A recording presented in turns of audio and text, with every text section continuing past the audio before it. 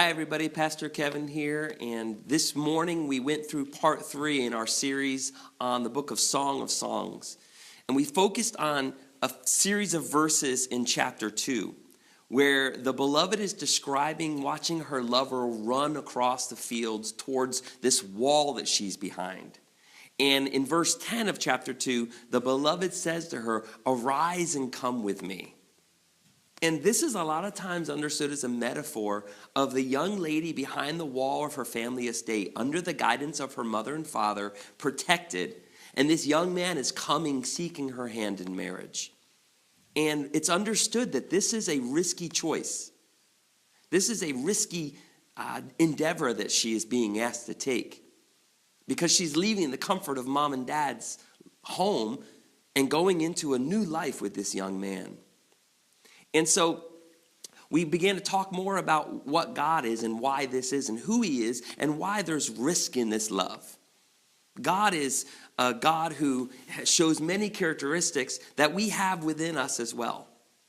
And all throughout the Old Testament, you see God bearing himself, choosing to love us, even at the risk of being rejected. In fact, in the Old Testament book of Hosea, God is literally described as a betrayed lover, who we betray him as his people. And so we go on to talk about the fact that all love is a choice. And that choice, if it's real love, is going to involve a risk. When you take the risk out of it, it's not love anymore. So take having sexual intimacy with somebody outside of the bonds of marriage.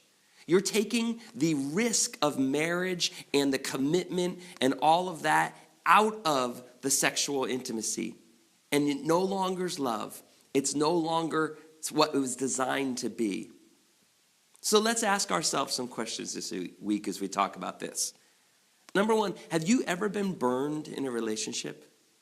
Most of us have, and maybe you remember what that feels like. Why? Why does it hurt so much?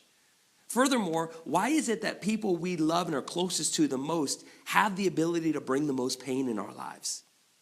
I would say that's because love is real and love is risky, and it's real because it's risky, and it's risky because it's real.